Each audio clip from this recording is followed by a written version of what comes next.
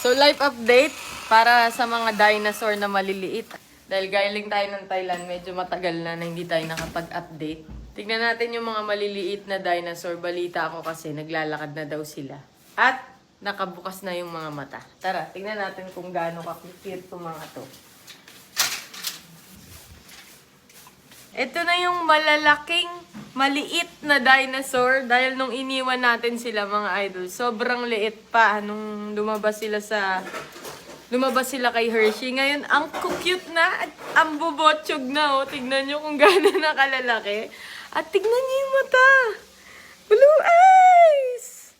Aww. Tignan mo yan, oh. Tignan mo. Tignan mo yung eyes. Di ko pa alam kung blue or gray, pero parang blue man na kay Crunchy. Hala! Ah! So, eto na mga idol, yung mixed colors na resulta. Sabi natin nung una, titignan natin kung anong magiging itsura. So, ito yung isang baby. Pure breed na husky. Then, mixed colors ni Hershey at ni Crunch. Ito yung kulay ni Hershey. Ito yung kulay ni Crunchy. Ito si Suhe, ito yung bunso na lumabas na una yung paa. Medyo, hindi na siya, tinan nyo naman kung gaano kalikot. Tapos, ito naman yung panganay. Ito yung pinaka naiiba sa lahat. Siya lang yung color black. Hindi ko alam kung bakit siya lang yung black. Kasi, halos lahat magkakapareho ng kulay. Ito lang naiiba. Hindi ko alam kung baka dun sa kulay nung mami ni Hershey or papa ni Hershey may ganito. Or ni Crunch. Tingnan nyo. Pero yung mata, kulay blue. Kulay blue. Ang ganda ng mata. Kulay blue. By the way mga idol, ito pala yung pinakamatakaw. Ganito siya kalaki. Diba? Ikaw yung pinakamatakaw. Ang laki Ito naman yung isa sa kamukha ni Hershey. Tulog sila pero gisingin natin para makita nyo. Sleeping siya ito naman. Ito naman yung kamukha ni Hershey na isa. Pareho sila ng kulay. Pero botsyog. Blue eyes din. Siguro yung eyes nila nakuha nila kay Crunch. Tingnan nyo yung eyes. Inaantok pa Ito Tingnan nyo yung eyes nito. Kamukha to ni Hershey. Yung kulay niya. Tapos, ito pa yung pang-apat. Same din ng mukha ni Hershey at saka ng kulay niya. Ito yung pang-apat. Blue eyes din. Same ni Crunchy. Kay Crunchy talaga nila nakuha yung eyes nila. Ayan ang cute. Botsyog din. Ang lalaki na. 2 weeks pa lang by the way mga idol nung una natin silang pinakita sa inyo, diba? Nung labas nila kay Hershey.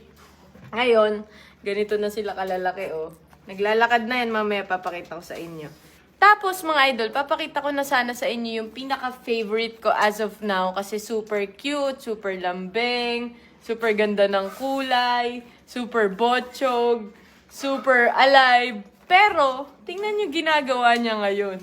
Paano ko siya mapakita sa inyo? Tingnan nyo naman kung gaano dumede. Ayan siya. Ito siya, mas nakakuha ng kulay ni Crunch. Tapos, konting kulay ni Hershey. Tatry ko kunin, ha? Kumakain dumudodo, Halika dito.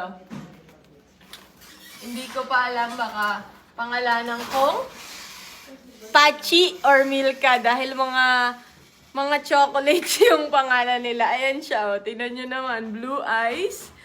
Blue eyes yan. Super cute. Super cute. Ayan, ganyan na siya kalaki. And as of the moment, and as of now, ito yung pinaka-favorite ko sa lahat. Dahil ako ang kuha niya yung kulay ni Crunch, botsyog din. Babalik ko na, baka magalit dahil gusto ng dumede. Ito, sa akin na dumedede. Dali, dun na. Sige na. Sige na. Ayan na.